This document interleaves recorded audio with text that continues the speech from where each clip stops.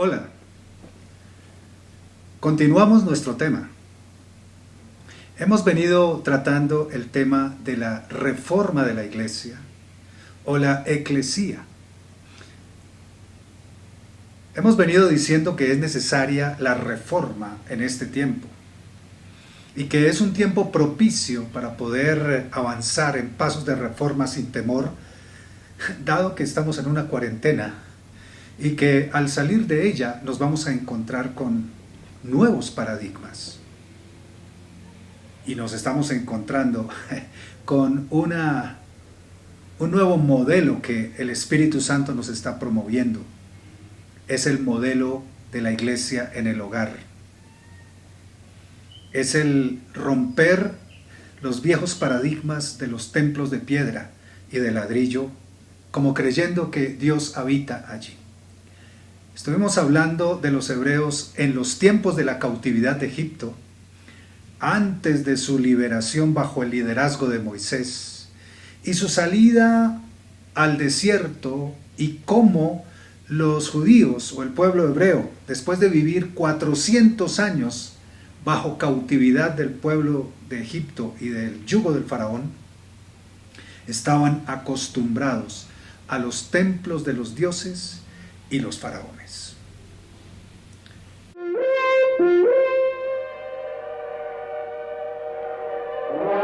La idiosincrasia o conjunto de ideas y comportamientos sociales de los egipcios. También su cosmovisión, que es la visión del mundo alrededor que tienen los pueblos. Por otro lado, su cosmogonía o cosmogonía egipcia, que es bastante interesante y siniestra. Que la cosmogonía es la narración mítica acerca del origen del universo y cómo se explica todo. Sus prácticas religiosas, que estaban cargadas de magia, ¿sí? La magia era la religión de los judíos, de los egipcios. Todo esto afectaba enormemente al pensamiento judío, al pensamiento de los hebreos, a la manera de concebir, de interpretar y de comprender a su propio Dios, que era enseñado o transmitido por la tradición oral en ese entonces. Pero luego, al oír a Moisés, al oír la voz de Dios a través de Moisés,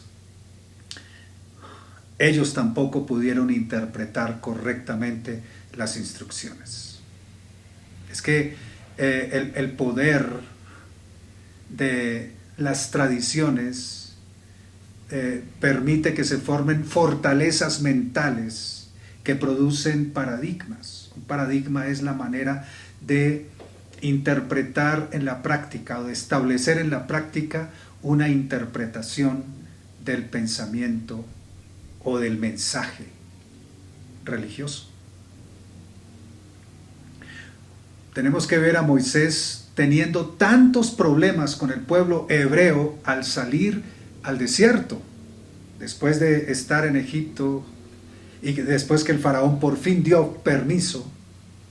El pueblo salió geográficamente de Egipto, pero se quedó apegado en su mente y su corazón a todas las costumbres culturales y religiosas, aún a la comida, a todo lo que había allí. Aunque eran esclavos maltratados en Egipto, en realidad padecieron, por decirlo de alguna manera, aquello que los psicólogos modernos explican como el síndrome de Estocolmo, que significa que los secuestrados terminan amando la causa y a las personas de los secuestradores o los captores o los que los han oprimido, y terminan amándolos inexplicablemente. No era posible para los hebreos despegar su alma de Egipto. Estaban enamorados de su cultura, de su religión, de su comida. Lo demuestran dos pasajes más adelante. Número 1, el becerro de oro que construyeron tan pronto se descuidó Moisés 40 días en el monte recibiendo el nuevo modelo. Y fíjense cómo estaban todavía cautivos del diablo, de Satanás, porque Moisés es llamado por Dios al monte para recibir todo el modelo de lo que sería el nuevo pensamiento, la nueva religión que sería establecida allí, el judaísmo y la ley de Moisés, pero la tienda en el desierto que ya explicamos la vez pasada, que era el verdadero modelo para comprender a Dios, a diferencia de los templos egipcios. Y en ese lapso de tiempo, en ese momento, ¿qué hicieron los hebreos allí solos? Construyeron el becerro de oro. También más adelante hay pasajes en los que habla del anhelo que tenían, el anhelo ferviente que tenían por volver a comer siquiera un solo día de lo que comían en Egipto. Y se les olvidó que andaban pisando barro y eran latigados en su espalda y eran azotados con dureza día y noche, pero solo se acordaban de las cosas que interpretaban como buenas, que les daban sus opresores. En la religión egipcia los templos eran una de las dos conexiones entre el mundo real y el mundo de los dioses, dioses con D minúscula y entre comillas, porque no eran dioses, eran espíritus angélicos que se habían rebelado en el principio contra el verdadero y único Dios. La otra forma eran las tumbas y los templos funerarios de los faraones, quienes para los egipcios eran los dioses encarnados. Así que tenían dos formas, los templos y las tumbas de los faraones. Ahora, el medio para hacer efectiva esa conexión a través de esas dos formas, tumbas y templos y tumbas, era la magia real. La magia egipcia era muy avanzada y efectiva. Su alto desarrollo se debió al legado espiritual generacional que yacía en la cultura egipcia, porque esta cultura tuvo conexión, sus antepasados tuvieron conexión con esos ángeles caídos, una conexión directa. Era la cultura más fuerte en este tema. Las demás culturas antiguas o imperios antiguos no quedaron exentos de ello, sino también entraron en contacto con esos ángeles caídos o rebeldes. Todos los imperios de la antigüedad basaron sus prácticas religiosas y también la construcción de sus templos directamente inspirados y dirigidos en trances, a través de drogas, dirigidos por el ejército rebelde de los cielos y las estrellas. Todos desarrollaron religión a través de la magia, aún las tribus indígenas menos desarrolladas en tecnología antigua. Porque hay muchas tribus por ahí, podemos ver tribus en la selva del Amazonas que son fieles a sus tradiciones milenarias y ellos usan yagé para entrar en un estado de trance y poder despegar, de alguna manera despegarse de su alma y volar al mundo espiritual y tener contacto con los espíritus. Y ellos les dan instrucciones precisas de cómo deben construir sus templos, su cultura, todo. Es que Satanás logró engañar a la humanidad naciente y rebelde contra Dios, porque todos pecamos y todos fuimos destituidos de la gloria de Dios, dice la Escritura.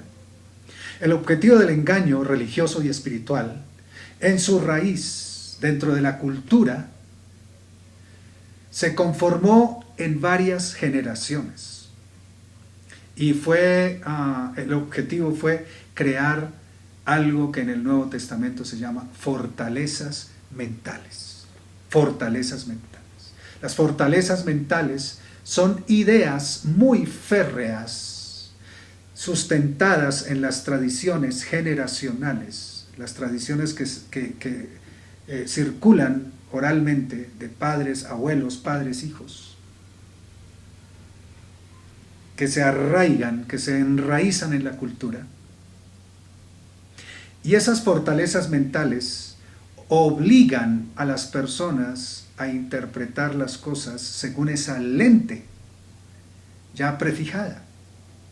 Pero es algo espiritual, viene a ser algo espiritual porque todo espíritu necesita morar o vivir para poder gobernar el mundo sobre esas fortalezas. Así que los hebreos y también nosotros, los que vivimos en este tiempo, debemos romper esas fortalezas mentales para que podamos llegar a avanzar verdaderamente en la reforma, y si no estaremos estancados en tradiciones y mandamientos de hombres. Veamos en la Escritura la obra del Espíritu Santo mediante la redención de nuestro Señor Jesucristo. En 2 Corintios 10, 4 al 6, versión Reina Valera 60, dice: porque las armas de nuestra milicia no son carnales, sino poderosas en Dios para la destrucción de fortalezas, derribando argumentos y toda altivez que se levanta contra el conocimiento de Dios, y llevando cautivo todo pensamiento a la obediencia a Cristo. Y estando prontos para castigar toda desobediencia, cuando vuestra obediencia sea perfecta. Aquí notamos varias cosas. Primero, somos una milicia. Esto es algo de reforma. La Iglesia de Cristo no es una religión estática, es una milicia. Una milicia es un ejército que causa transformación, que causa cambio visible y sostenible, que remueve los cimientos de la cultura, transforma la cultura. Y dice: las armas de nuestra milicia no son carnales, es decir, no provienen de las tradiciones humanas. Si vinieran de allí, pues sería lo mismo. Algo de lo mismo no puede cambiar a lo que se pretende cambiar. Dice, sino que son poderosas en Dios para la destrucción de fortalezas. Poderosas en Dios para la destrucción de fortalezas. Y se está refiriendo a esas fortalezas mentales que son una simbiosis, una conexión de las tradiciones humanas, los rituales, los ritos, las cosas del hombre, mandamientos de hombre, unidas a poderes espirituales para preservar tradiciones y paradigmas. En Isaías 61:4, la Escritura nos habla de 4 dimensiones de transformación por el poder del Espíritu Santo en las ciudades y las civilizaciones o la comunidad. Dice en Isaías 61:4: reedificarán las ruinas antiguas y levantarán los asolamientos primeros y restaurarán las ciudades arruinadas, los escombros de muchas generaciones. En primer lugar, dice, reedificarán las ruinas antiguas. ¿Qué ruinas? ¿A qué ruinas se está refiriendo? A lo arruinado que quedó de los diseños y los modelos verdaderos de Dios. En un principio, Dios manifestó claramente al entendimiento de los hombres sus modelos. Los hombres primitivos, los antiguos, tuvieron el entendimiento o la sabiduría para comprender lo que Dios quería. Pero con el tiempo ocurrió esto segundo, los asolamientos primeros. Y levantarán los asolamientos primeros. ¿Qué eran los asolamientos primeros? Algo asolado es algo que queda despojado, desprovisto de su verdadera esencia. La verdadera esencia era la presencia misma de Dios a través de principios, a través de revelación natural, para que los hombres erigieran, construyeran una verdadera civilización en mayordomía, al Dios verdadero de los cielos, al único Dios y a su Hijo Jesucristo. Pero el engaño del pecado y el engaño de Satanás hizo que se despojara esa verdad y esa esencia verdadera de la tierra misma, y a través de toda esta confusión de la religión y la magia que trajeron o que inspiraron estos ángeles caídos a los sacerdotes primitivos de las diversas religiones, de las culturas antiguas, entonces hubo una mezcla confusa que trajo miles de demonios para maldecir la tierra, para que los hombres cayeran en pecado también. Y al caer los hombres en pecado, se multiplicó la maldad y la maldición sobre la tierra. Esto provocó asolamientos primeros, que tienen que ser levantados por el poder de Dios. En tercer lugar, restaurarán las ciudades arruinadas. Es que las ciudades, aunque las veamos hermosas, adolecen de muchas enfermedades, porque la ciudad verdadera es la ciudad constituida por los ciudadanos y su cultura completa. Y los ciudadanos están en ruinas, las familias están en ruinas, las generaciones están en ruinas. Si no fuera así, pues no habría pecado, habría justicia, no habría robo, no habría latrocinio, no habría maldad. Los gobiernos serían perfectos, maravillosos.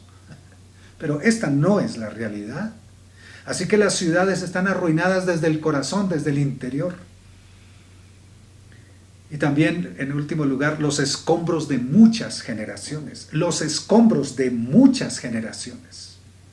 Porque desde el tiempo de los asolamientos primeros y las ruinas antiguas, han transcurrido muchas generaciones, y esas generaciones han legado, en medio de la bendición dada por Dios a las familias de la tierra, hay también mezclado un legado de ruina, escombros de muchas generaciones. Así que la iglesia en reforma debe ser una iglesia que es capaz de comprender estas 4 dimensiones de la redención de Cristo y captar por revelación o estudiar o entender cuáles son los verdaderos diseños que Dios quiere que bajemos a la tierra, así como Moisés subió al monte por los verdaderos modelos. En ese entonces el modelo era una tienda, una figura, una sombra, pero ahora tenemos la realidad misma de los diseños de Dios para bajar del cielo a la tierra. Algo maravilloso en la reforma de nuestros días es que los ministros de Dios, apóstoles, profetas, evangelistas, pastores y maestros, debemos tener ese espíritu de búsqueda de Moisés, de llamado, de obedecer al llamado de Dios, de subir al monte y ver los verdaderos diseños, no seguir construyendo tradiciones. Es que una cosa es romper esa fortaleza mental de los templos de piedra y de ladrillo para comprender que nosotros somos el templo, y la otra es avanzar de esas ideas religiosas muertas a encontrarnos con los verdaderos diseños proféticos y apostólicos que el Señor tiene en el cielo y que proféticamente nosotros debemos subir allá para verlos. De eso es que habla la figura de Moisés subiendo al monte para encontrarse con Dios y que le sean revelados los diseños.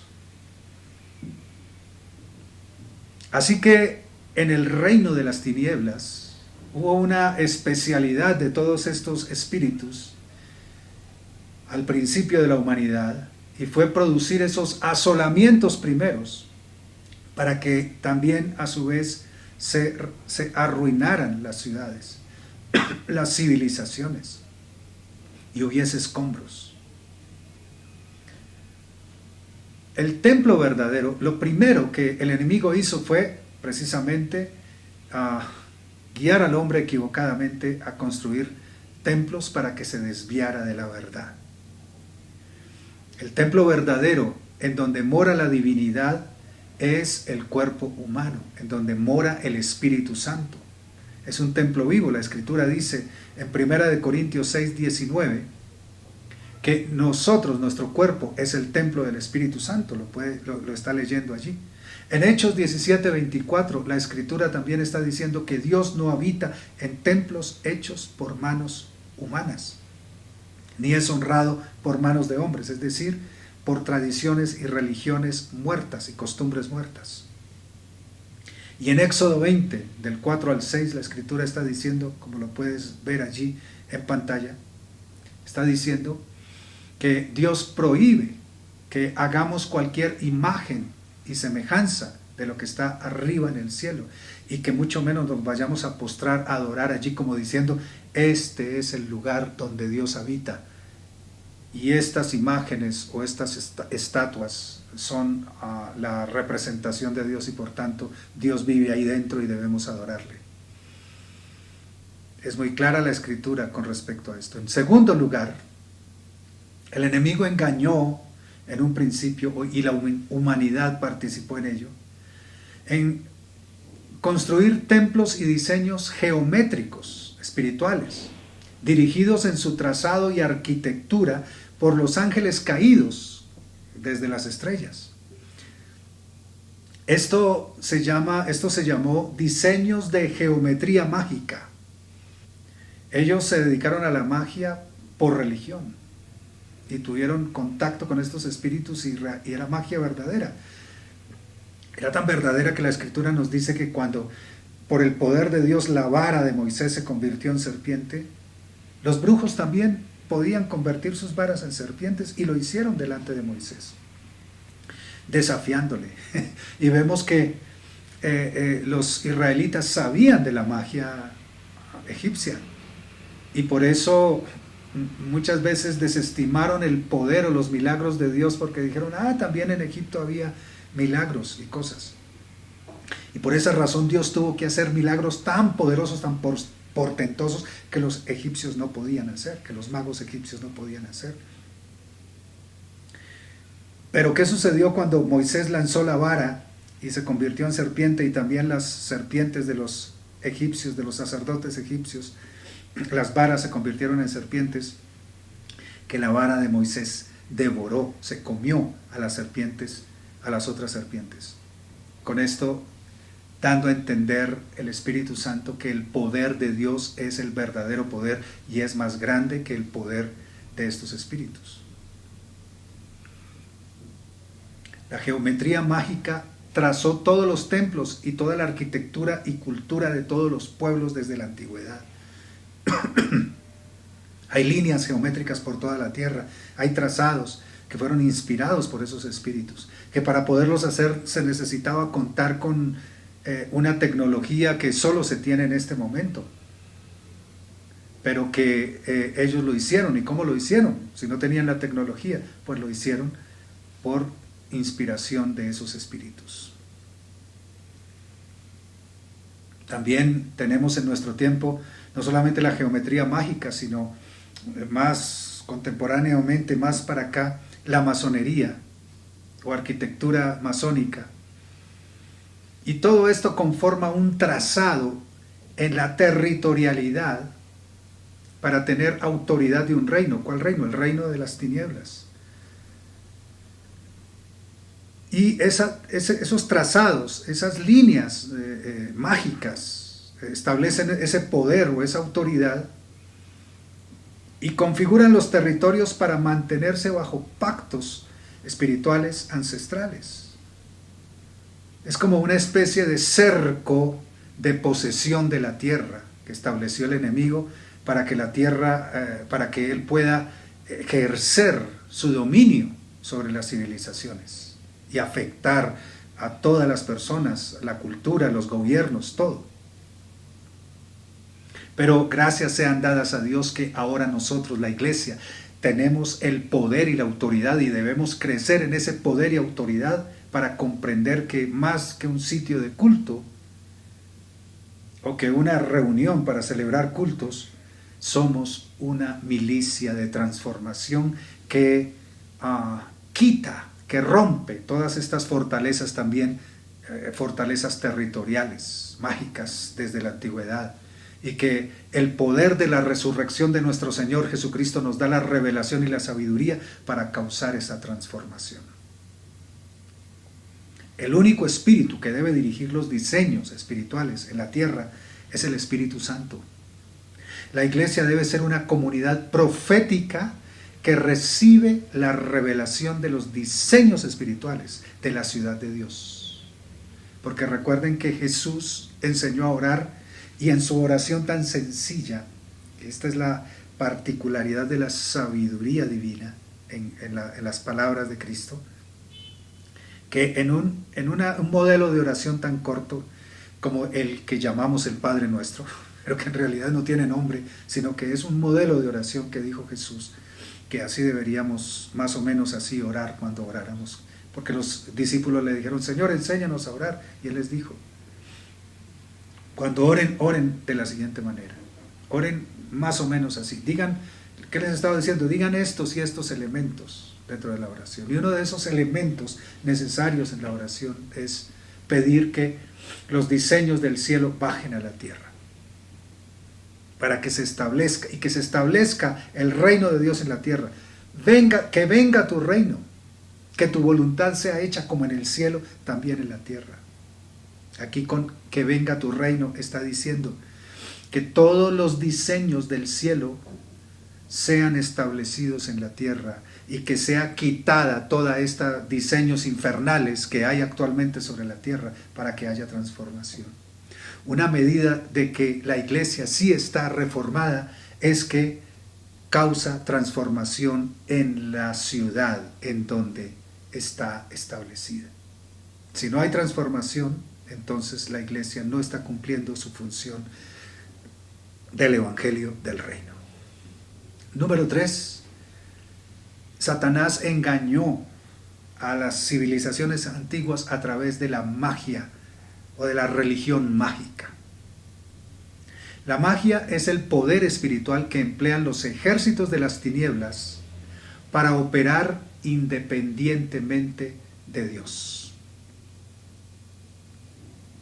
La magia está dada para suplantar el poder de Dios y hacer creer o tener fe en la mentira o en una apariencia de verdad.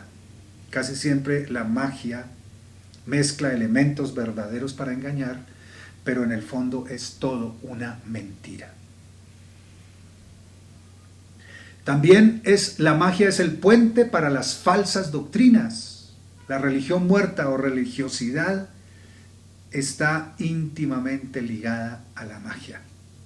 Los rituales religiosos tradicionales muy antiguos provienen de libros religiosos de religiones primitivas antiguas, y todo esto era mágico. Todos los simbolismos antiquísimos, todo esto es casi como una tabla ouija de consulta a espíritus. Así es. Y también tan peligroso. Existen realmente muchos símbolos, si nos adentráramos en ello y les mostrara fotografías, muchos símbolos, mobiliarios y utensilios en la religiosidad tradicional que son realmente objetos mágicos, no religiosos para conectarse con Dios, sino de magia, y que en realidad están conectando con espíritus y con demonios. Es que Dios no creó al hombre para tener poderes mágicos. Dios creó al hombre sin poder espiritual. Escúchenme muy bien, nosotros, los seres humanos, no tenemos poder espiritual innato en nosotros. No lo tenemos. ¿Y por qué? ¿Y para qué? Para que pueda ser lleno con el Espíritu Santo y para que pueda ser usado por su ilimitado poder de la resurrección de Cristo. Es que Dios opera a través de nosotros y quiere operar a través de nosotros de manera ilimitada si tuviésemos fe. Así como Jesús dijo a los discípulos: si tuvieseis fe como un grano de mostaza, podrías decir a este monte: quítate de aquí y pásate al otro lado, y te obedecería. Los ángeles, a diferencia de los hombres, sí tienen un poder espiritual propio, pero ese poder espiritual propio fue dado por Dios desde su creación. pero es un poder limitado a su rango, a su jerarquía y a la función que Dios le asignó en el universo. Ellos no pueden tener más poder que ese que le fue asignado. Ellos no son como nosotros, que fuimos hechos a la misma imagen conforme a la semejanza de Dios. Y por haber sido hechos a la misma imagen conforme a la semejanza de Dios, Dios quiere que seamos uno con Él. Y al ser uno con Él, que nosotros en sí mismos carezcamos de poder para que todo su poder y su gloria sea la que actúe en nosotros y Él sea glorificado. En ningún ángel vive el Espíritu Santo, pero en nosotros los redimidos sí vive y se hizo parte de nuestra naturaleza, haciéndonos a nosotros de naturaleza divina. Aquí hay reforma y potencial de reforma para que la trabajemos en la eclesía.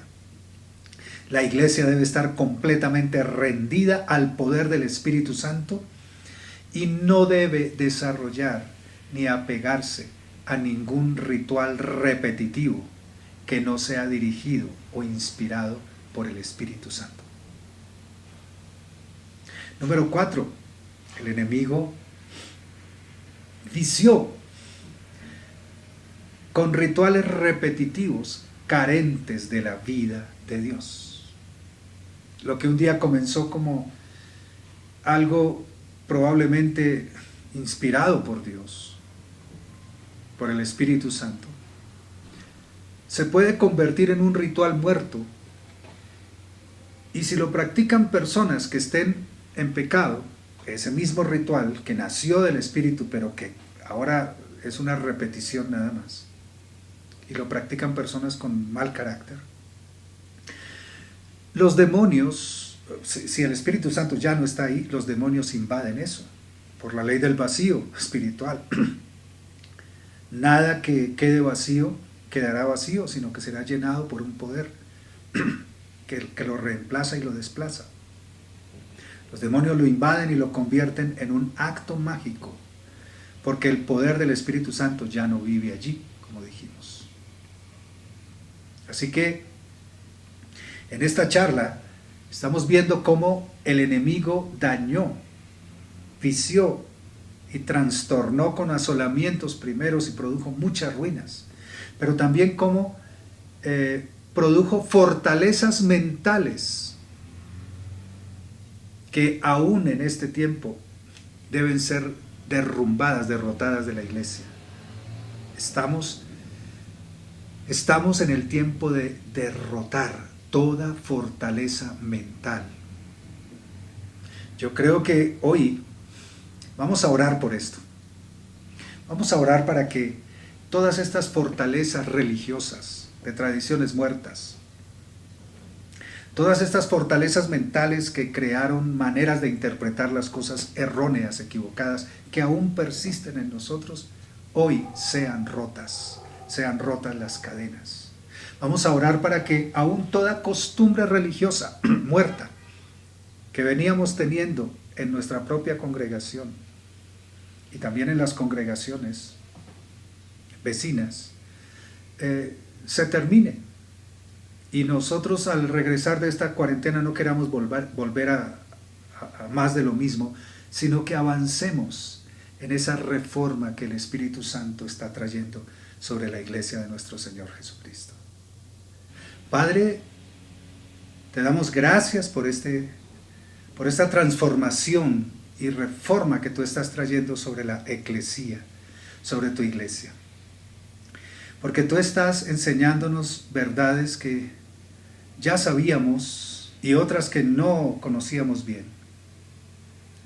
Pero las verdades que ya sabíamos aún no habíamos tenido la valentía o la decisión o entendimiento práctico para ponerlas por obra. Yo te pido, Señor, que en este tiempo que viene nosotros podamos poner por obra el que tu iglesia es un reino en movimiento, una iglesia en movimiento que causa transformación en medio de la comunidad. Yo te pido, Señor, que a cada persona que está allí tomada de la mano en su hogar, tómate de la mano, tú le hables al oído. y por tu Espíritu Santo comiences a revelarle, a mostrarle la dinámica de tu reino, la movilización de tu reino. Que no estemos más apegados a una silla un domingo, sino que ahora, cuando regresemos, cuando retornemos a los edificios o a las sedes, porque no son los templos sino las sedes, lleguemos con una comprensión verdadera de la movilización de tu reino, de la movilización de tu iglesia. Que tu poder, Señor, se vivifique a través de los dones de tu Santo Espíritu y que tú permitas que se levanten muchos más ministerios, apóstoles, profetas, evangelistas, pastores y maestros en este tiempo cuando estamos guardados en casa. Padre, por tu poder, por el poder de tu Santo Espíritu y el poder de tu sangre, por el poder de tu resurrección, Señor, que este sea el tiempo de transformación interior. Ahora te pido en el nombre de Jesús. Toca a cada persona que en este momento está en oración en su hogar. Tócalo profundamente, Señor. Actúa sobre él. Actúa sobre los padres y los hijos. Que se haya dado, te pido, Señor, una reconciliación de padres con los hijos y los hijos con los padres.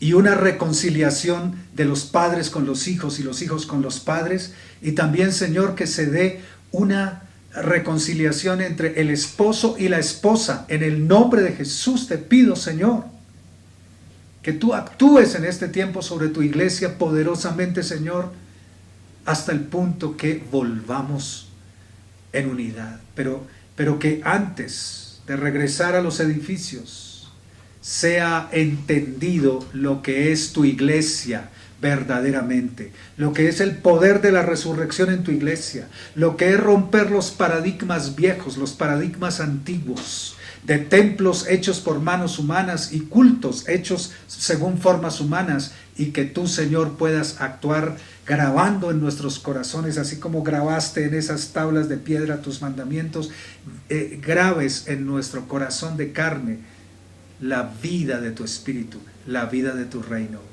En el nombre de Jesús, Señor, actúa poderosamente, haciendo sanidades y milagros, y, Señor, hablando de tu presencia y de tu gloria a cada persona, en el nombre de Jesús. Gracias, Señor. Oramos al Padre en el nombre de nuestro Señor Jesucristo y en la unción poderosa del Espíritu Santo. Amén.